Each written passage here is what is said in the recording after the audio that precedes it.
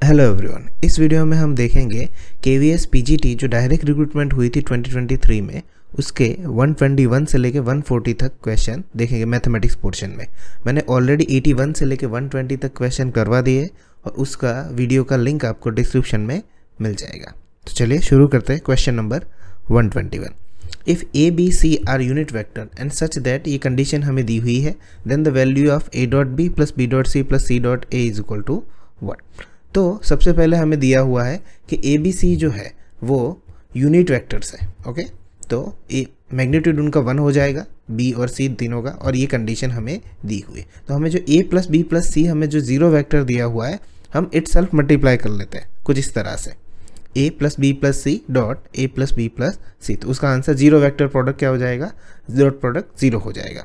तो अगर हम इसे मल्टीप्लाई करेंगे तो A dot A plus B dot B plus C dot C और A B 2ab plus 2bc plus 2ca आ जाएगा।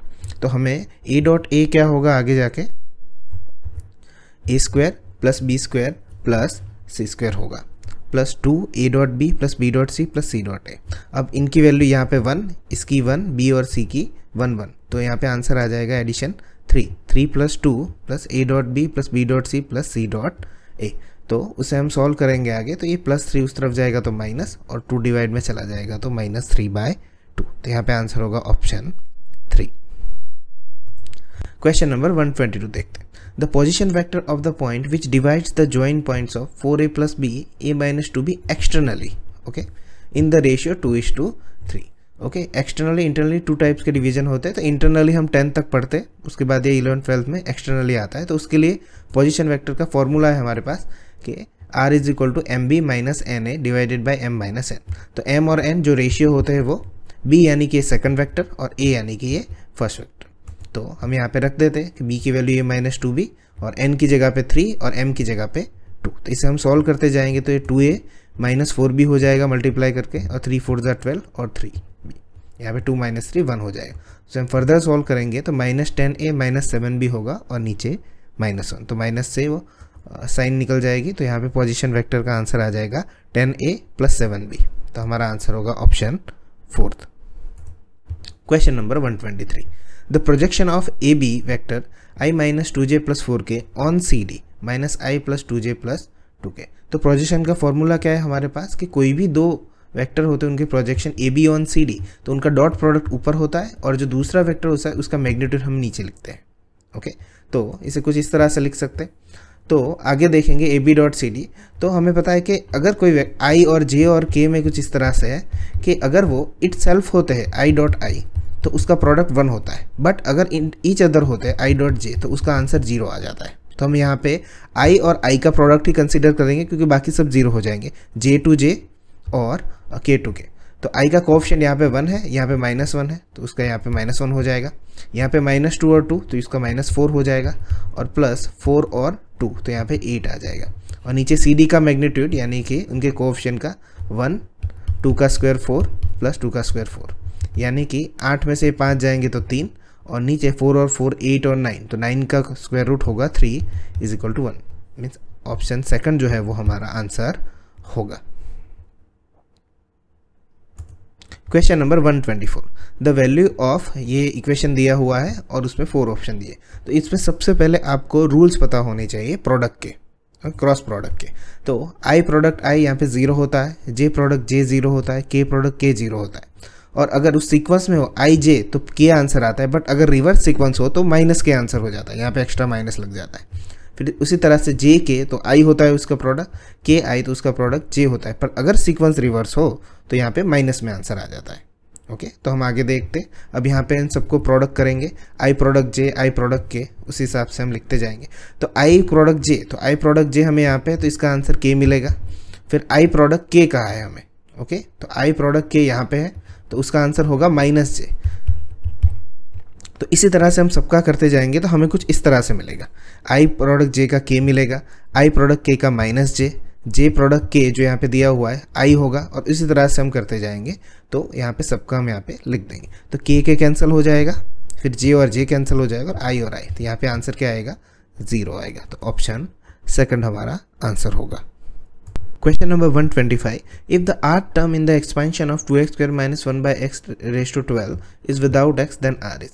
अब देखो यहाँ पे rth टर्म बोला गया है, तो हम जनरली यहाँ पे जो टर्म लिखते टी आर प्लस 1, तो हम 12c r इसमें से एक कम लिखते, तो हमें यहाँ पे rth टर्म के लिए बोला गया है, तो हम लिखेंगे 12c r माइनस 1।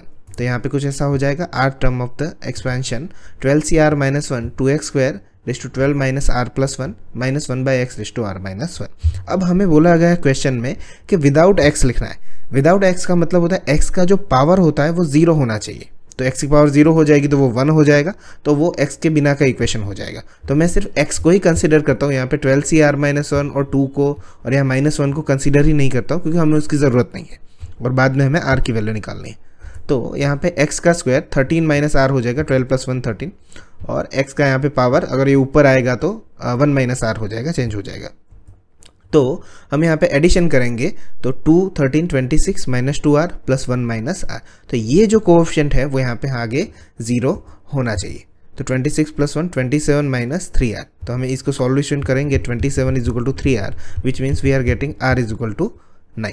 तो यहाँ पे आंसर होगा हमारा ऑप्शन 3। क्वेश्चन नंबर 126 देखते हैं। If the coefficient of r minus 1th term, rth term and r plus 1th term in the expansion of x plus 1 raised to n are in the ratio if the given value is n, तो हमें ये ratio दिया हुआ है और हमें n की value find करनी है। तो अब हम देख लेते हैं कि इसे किस तरह से लिखा जाए।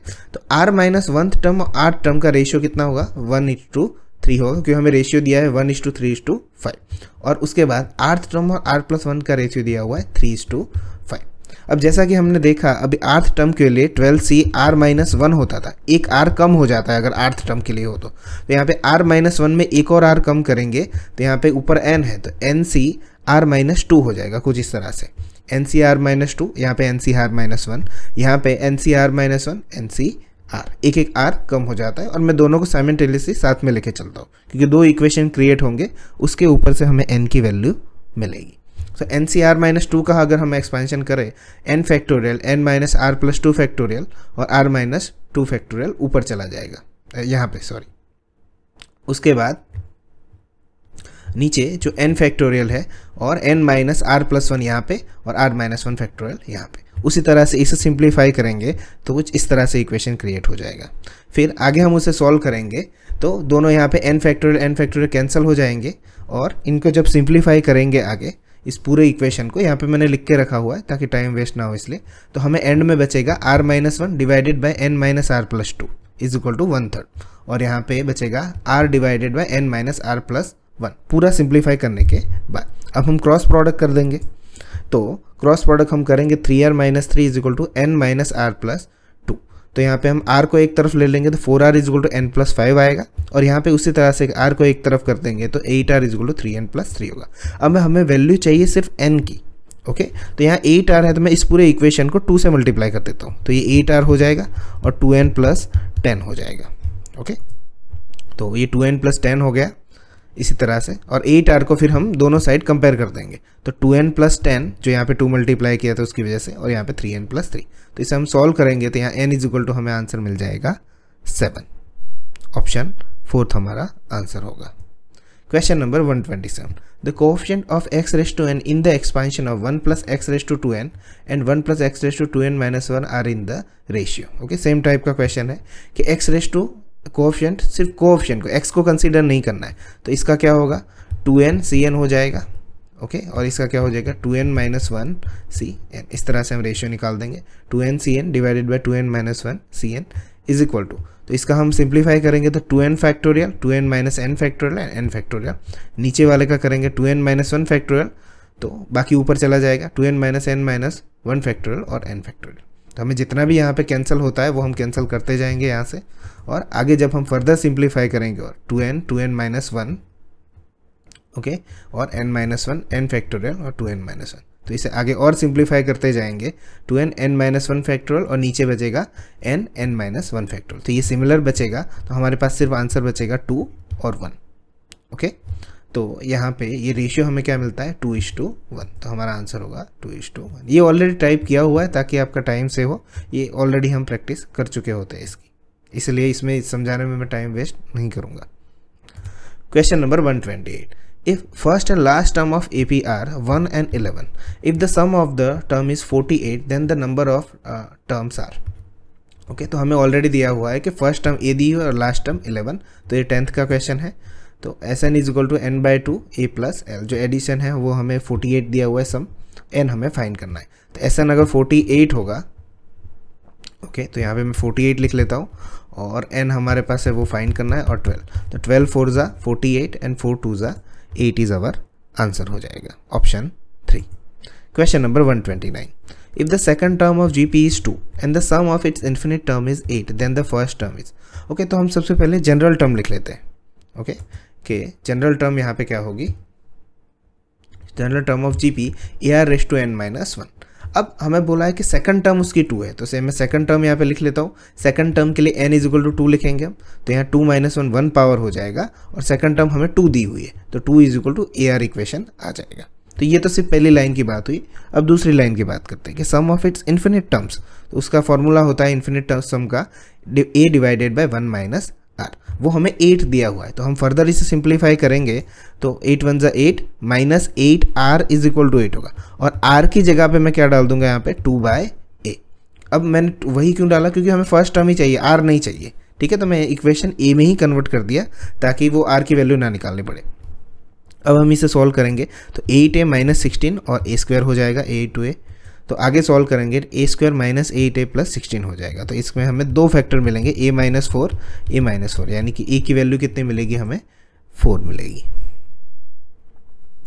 Question number 130, if the sum of the first n element of an AP S2n is equal to 3Sn दिया हुआ है, S3n is equal to Sn is equal to, तो देखो ये क्वेश्चन काफ़ी तरीक़ों से होता है, आई थिंक 3 तरीक़ों से तो मैंने यहाँ पे लिखा है, आप जो चाहे वो कर सकते हो। सबसे पहले तो नॉर्मल तरीका एस जो 10th में होता है उसी तरह से कि Sn is equal to n बाई 2 2a प्लस n-1 लिख लिया, S2n की ज़रूरत है तो 2n by 2 2a plus n-1d हमने लिख लिया, और हमें दिया है S2n is equal to 3Sn, तो हम रेशियो निकालने की कोशिश करते हैं।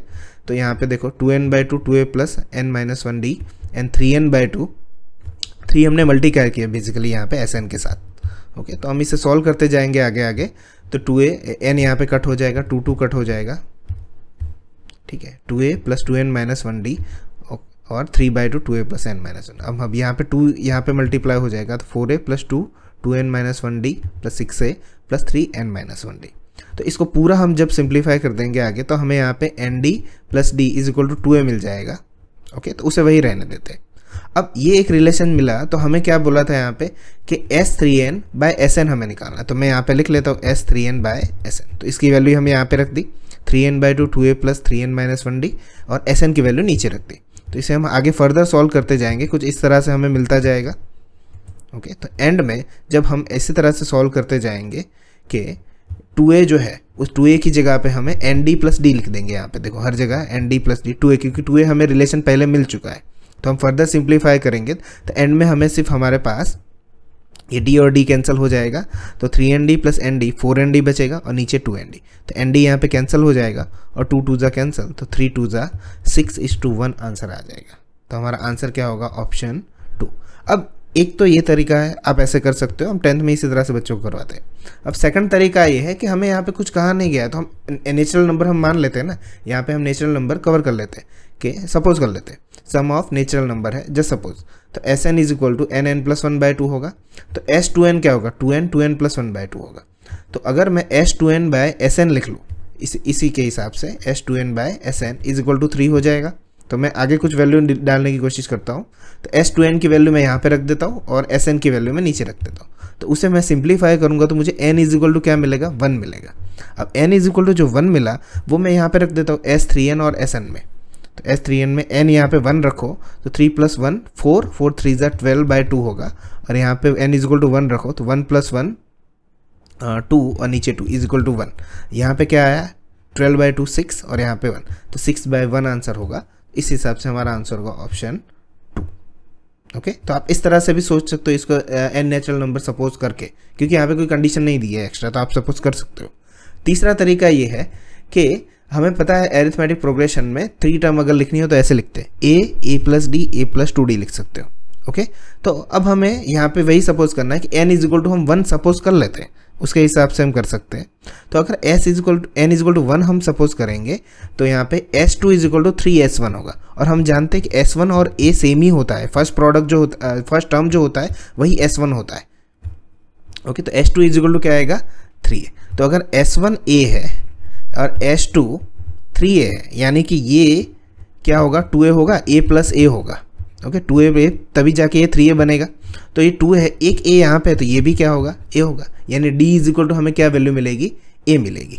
ओके, तो यहाँ पे मैं d की वैल्यू a लिख देता हूँ, a plus a plus 2a। अब हमें क्या पूछा है, s3n इज टू sn कितना होगा।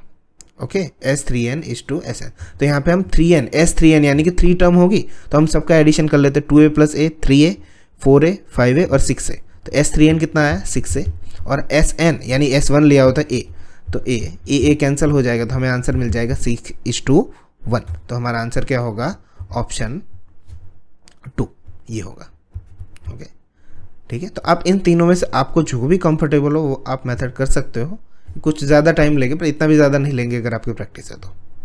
चलो नेक्स्ट क्वेश्चन करते हैं, क्वेश्चन नंबर 131। यहाँ पे कुछ टर्म्स दिए हुए जो AP में है और A to B जो है वो GP में है, then A1 B are in. अब देखो सबसे पहले आपको AP GP और HP का रिलेशन पता होना चाहिए। यहाँ पे 3 टर्म्स दिए तो 3 टर्म्स के बारे में तो देखो मैं यहाँ पे दिखा देता हूँ कि एक्स वाई जेड नंबर है, तो अगर AP में है तो हम उससे लिख सकते हैं 2y is equal to x plus z. अगर वो GP में है तो इसे इस तरह से लिख सकते हैं y square is equal to x z. और अगर HP में है तो उसे कुछ इस तरह से लिख सकते हैं y is equal to 2xz divided by x plus z. हालांकि HP में लिखने का एक और तरीका है कि जितने भी टर्म्स हो वो ऊपर होता है और उनके जितने भी टर्म्स होते हैं वो रेसिप्रोकल में नीचे एडिशन में होते हैं, ये उसी का सिंप्लीफाइड फॉर्म है। चलो अब हम देखते हैं हमें क्या क्या दिया हुआ है कि अगर पहले जो टर्म दिए हुए हैं A4 और B, तो उसमें क्या होगा इसी तरह से हम लिखते जाएंगे कि बीच वाला मिडल वाला जो नंबर होता है वो ट्वाइस हो जाता है और बाकी दोनों नंबर का एडिशन हो जाता है। तो A plus B is equal to 8 मुझे AP में से मिल गया ये। ओके, ये सही है, हमें ये चेक करना है किसमें। अब सेकंड GP वाला चेक करते हैं तो उसमें मिडल टर्म जो है वो स्क्वायर हो जाता है, तो 2 का स्क्वायर इज इक्वल टू तो AB इज इक्वल टू 4। तो हमें 2 कंडीशन मिली। अब उसी कंडीशन से मुझे चेक करना है कि A1B क्या होगा। तो सबसे पहले मैं ऑप्शन के थ्रू जाता हूँ कि AP चेक करते हैं।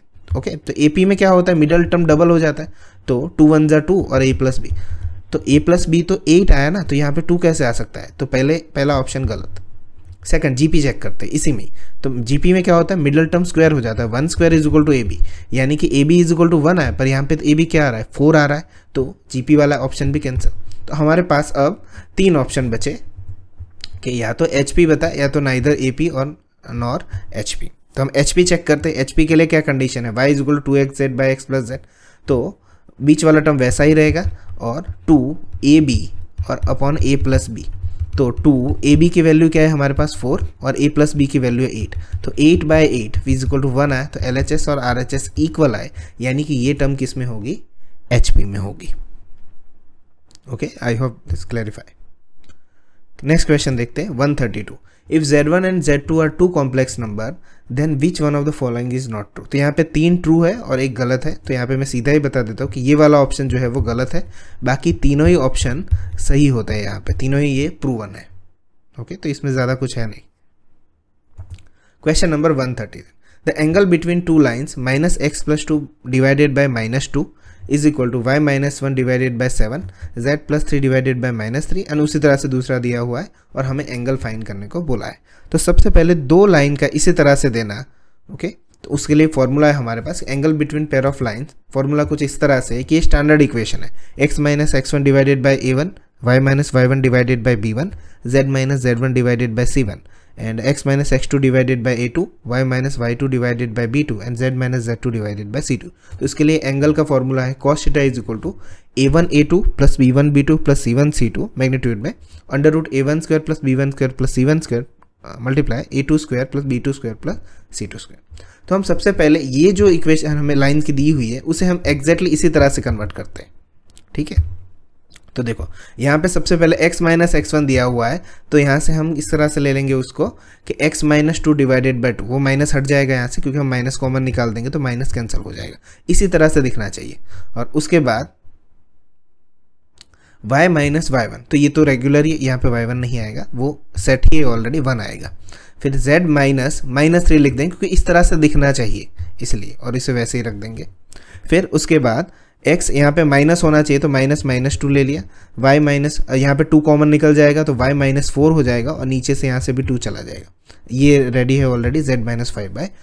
तो हमें a1 मिल जाएगा 2, b1 मिल जाएगा 7, c1 मिल जाएगा -3, उसी तरह से a2 b2 और c2 मिल जाएंगे। तो हम अंदर रख देंगे सारी प्रोडक्ट रख देंगे कि a1 a2, तो a1 a2 यानी कि 2 1 जा 2 हो जाएगा और -2, 7 2 जा 14 एंड -3 4 जा -12, और नीचे हम a1 square b1 square c1 square उनका एडिशन लिख देंगे 62 और 21। इसकी कोई ज़रूरत नहीं पड़ेगी क्योंकि 14 में से ये 12 और 2 14 जाएगा तो आंसर 0 हो जाएगा। तो cos थीटा 0 कब होता है, तो वो 90 पे होता है, π/2 पे। तो यहाँ पे हमारा आंसर हो जाएगा 4th। Question number 134, coordinates of a point on the line x plus 2/3 is equal to y plus 1/2 is equal to z minus 3/2 which is r at the distance of 5 units from the point P133 is r। Okay, तो सबसे पहले हम इसे solve करने के लिए हम इसके बराबर अज्यूम कर लेंगे lambda x plus 2/3 y plus 1/2 z minus 3/2 is equal to lambda. तो हमें x की वैल्यू, y की और z की वैल्यू, हमें यहाँ से कोऑर्डिनेट मिल जाएगा एक डिस्टेंस निकालने के लिए। तो x इज इक्वल टू क्या हो जाएगा 3 lambda -2, x plus 2/3 is equal to lambda लेंगे तो 3 lambda -2, y plus 1 is equal to 2 lambda -1 हो जाएगा और z is equal to 2 lambda plus 3 हो जाएगा क्योंकि -3 उस तरफ जाएगा। तो हमें इस लाइन के कोऑर्डिनेट्स हमें मिल गए 3 lambda -2, 2 lambda -1 and 2 lambda plus 3, और इस कोऑर्डिनेट का P133 से डिस्टेंस कितना है 5 है। तो हम कैसे निकालेंगे x1 x2 वाला फॉर्मूला, 3 लैम्डा -2 -1 तो 3 लैम्डा -3 का स्क्वायर हो जाएगा कुछ इस तरह से, और उसी तरह से 2 लैम्डा -1 -3 तो 2 लैम्डा -4 का स्क्वायर हो जाएगा, और 3 कैंसिल हो जाएंगे यहाँ से तो सिर्फ 2 लैम्डा का स्क्वायर हो जाएगा इज इक्वल टू 5। उसे फर्दर सिंप्लीफाई करेंगे a माइनस बी का होल स्क्वायर लेके और दोनों तरफ स्क्वायर कर देंगे ताकि ये 25 हो जाएगा और स्क्वायर रूट निकल जाएगा। तो फर्दर हम सिंप्लीफाई करेंगे इसे तो 17 लैम्डा स्क्वायर -34 लैम्डा। तो यहाँ से लैम्डा की मुझे दो वैल्यू निकल के आएगी, एक लैम्डा इज इक्वल टू 0 होगा और लैम्डा इज इक्वल टू 2 होगा। तो मैं यहाँ पे पुट करता हूँ लैम्डा इज इक्वल टू 0, तो मुझे कोऑर्डिनेट मिलेगा -2 -1 और 3 जो कि मेरे दो ऑप्शन में है, तो बाकी के सारे ऑप्शन कैंसिल हो जाएंगे। तो एक तो लैम्डा इज इक्वल टू 0 से ये वैल्यू मिली, अब लैम्डा इज इक्वल टू 2 रख के देख लेते हैं। तो 3 2 6 -2 4 यानी कि ये आया, तो ये भी ऑप्शन कैंसिल हो जाएगा, यही आएगा आंसर। 2 2 4 -1 3 और 2 2 4 प्लस 3 इज इक्वल टू 7। तो हमारा आंसर होगा option first. Question number 135. The value of lambda for which the vectors a is equal to 4i plus 6j plus 2k, b is equal to i minus 4j minus 3k and c is equal to lambda i plus j minus 3k are coplanar is. Okay, lambda की value हमें निकालनी। तो coplanar का क्या होता है, उनका determinant जो होता है वो 0 होता है, कुछ इस तरह से कि अगर vector A B C are coplanar then उनका हम डिटर्मिनेंट निकालेंगे उनके कोएफिशिएंट का, जो भी 3 वेक्टर दिए उनका, तो वो 0 होता है। तो हम इस तरह से कुछ लिख लेते हैं 4 6 2 1 -4 -3 और लैम्डा 1 और -3। तो हम इसका अभी डिटर्मिनेंट का सॉल्यूशन निकालेंगे, कुछ इस तरह से निकलेगा कि 4 3 = 12 हो जाएगा और -3 माइनस प्लस हो जाएगा -6 और उसी तरह से क्रॉस प्रोडक्ट होके ये भी लिख लेंगे। तो हम आगे सॉल्व करते जाएंगे तो 60 + 18 -18 लैम्डा प्लस 2 + 8 लैम्डा हो जाएगा। तो हम इसे सॉल्व करेंगे तो यहाँ पे -10 लैम्डा होगा जो एक तरफ ले जाएंगे, यहाँ पे ही रखेंगे, और 60 + 18 को 78 + 2 80 तो इस तरफ हो जाए। तो माइनस माइनस कैंसिल, 0 0 कैंसिल, तो लैम्डा इज इक्वल टू क्या आ जाएगा 8। इसको आप अपनी तरफ से जो भी सिंप्लीफाई करना है कर सकते हो। तो आंसर हो जाएगा lambda is equal to 8।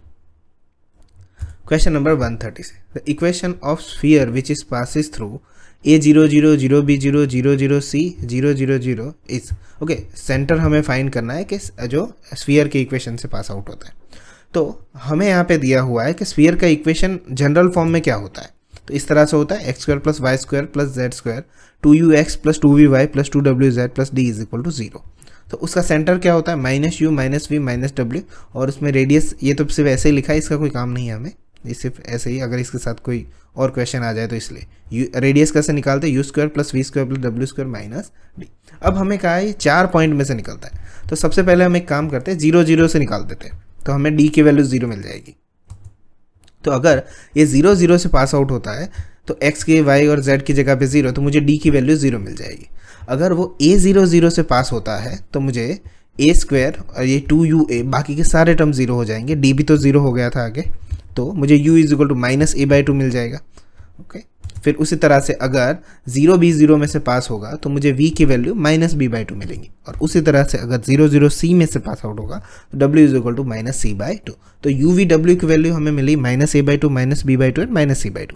But center में हमें क्या कहा है कि सारे नेगेटिव में चाहिए, तो ये सारे तीनों क्या हो जाएंगे, पॉजिटिव में हो जाएंगे, विच मीन्स हमारा आंसर हो जाएगा ऑप्शन 4।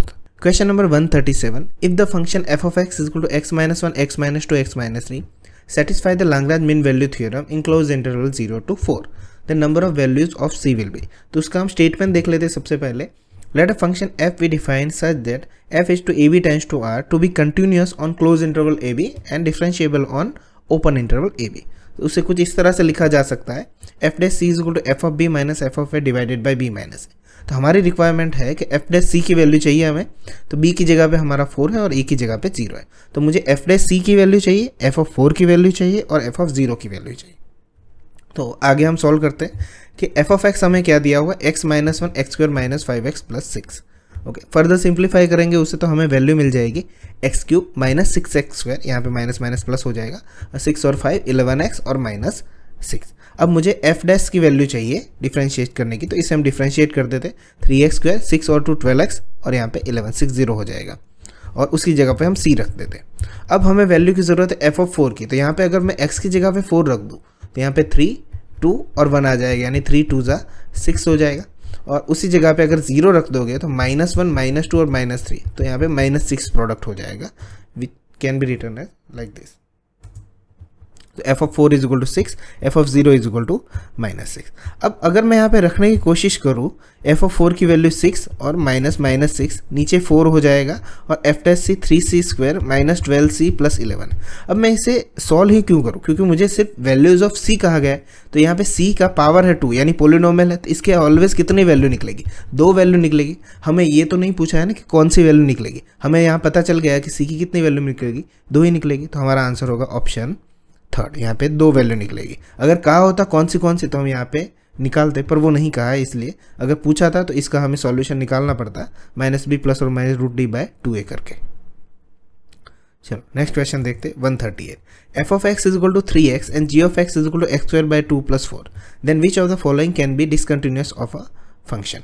ओके, तो सबसे पहले आप समझ लो कि we know that all the algebraic polynomials are continuous functions. Okay, हमें डिसकंटिन्यूअस निकालना है, तो यहाँ पे f ऑफ x और g ऑफ x का प्लस करोगे तो वो पोलिनोमियल ही निकलेगा, क्योंकि यहाँ पे x² है इसलिए। ओके, यहाँ पे x है तो ये पोलिनोमियल कंटिन्यूअस होगा, हमें डिसकंटिन्यूअस ढूंढने को है। अगर हम माइनस करेंगे तो भी ये पोलिनोमियल ही रहेगा जो कि कंटिन्यूअस है, और अगर हम प्रोडक्ट करेंगे तो भी ये कंटिन्यूअस ही रहेगा क्योंकि वो पोलिनोमियल में ही रहेगा। तो हमारा आंसर होगा ऑप्शन 4, पर वो देख लेते हैं कैसे कि gx/fx is only discontinuous if f of x is equal to 0, या तो x इज इक्वल टू मतलब 0 होता है, तो f ऑफ x क्या यहाँ पे 3x इज इक्वल टू 0 ले दे तो x इज इक्वल टू 0 हो जाएगा, विच मीन्स यही जो है 4th ऑप्शन वो डिसकंटिन्यूअस होगा। बाकी सब पोलिनोमियल है तो वो कंटिन्यूअस फंक्शन है। क्वेश्चन नंबर 139, यहाँ पे y is equal to under sin x plus y दिया है, then dy/dx is equal to what. तो इसको करने के भी 2 तरीके, हम दोनों तरीके से देखेंगे कि y is equal to under sin x plus y दिया हुआ है, तो dy/dx हम इस तरह से ले लेंगे कि दोनों साइड स्क्वायर कर देंगे, y² माइनस y इस तरफ आ जाएगा और is equal to sin x। तो अब इसे डिफरेंशिएशन करते जाएंगे तो 2y dy/dx minus dy/dx sin x का cos x हो जाएगा। तो मैं dy/dx है वो कॉमन निकाल दूंगा, तो 2y minus 1 is equal to cos x, तो dy/dx हमें मिल जाएगा cos x divided by 2y minus 1, तो हमारा ऑप्शन होगा 3। दूसरा तरीका ये है कि इसको डायरेक्ट ही डिफरेंशिएट करते, dy/dx इज इक्वल टू 1/2 जो भी होगा वो आ जाएगा sin x plus y, sine का हो जाएगा cos x और y का dy/dx। तो हम इसे सिंप्लीफाई करते जाएंगे, dy/dx 2 यहाँ पे मल्टीप्लाई हो जाएगा। Okay, sin x plus y already दिया हुआ है वो y, तो यहाँ पे y रख देंगे, 2y ऊपर आ जाएगा इज इक्वल टू सामने cos x प्लस dy/dx। तो dy/dx इस तरफ ले आएंगे तो माइनस हो जाएगा is equal to cos x, तो dy/dx की वैल्यू यहाँ पे मिल जाएगी cos x by 2y minus 1 which is option 3। तो आप दोनों में से कोई भी तरीका यूज कर सकते हो। Question number 140, limit x tends to 1 under x minus 1 2x minus 3 divided by 2x² plus x minus 3 is equal to. Okay, यहाँ पे अगर 1 डायरेक्ट पुट करेंगे तो 0 हो जाएगा, इसलिए हम इसे सिंप्लीफाई करेंगे पहले। कि 2x minus 3 under root x minus 1, 2x square plus x minus 3 के दो फैक्टर निकालेंगे जो मिलेंगे हमें 2x प्लस 3 एक्स माइनस 1। तो आगे अगर हम करेंगे तो x माइनस 1 के दो फैक्टर निकलेंगे a square minus B square फॉर्मूले के through, under root x minus 1 x plus 1। तो ये कैंसिल हो जाएगा। अब अगर x टेंस टू 1 रखोगे तो नीचे 0 नहीं मिलेगा, तो वो हमारा डायरेक्ट आंसर निकल जाएगा। यहाँ पे 2 1 जा लिखेंगे -1, 2 1 और -3 जाएगा तो -1 होगा। और नीचे अगर 1 रख दोगे तो 2 + 3 5 और 1 + 1 2, तो -1/10 आंसर आएगा। तो हमारा आंसर क्या होगा? -1/10। ओके, तो इस वीडियो में 121 से लेके 140 तक हमने क्वेश्चन देखे। नेक्स्ट वीडियो में हम 141 से लेके 160 तक क्वेश्चन देखेंगे। सो सी यू सून।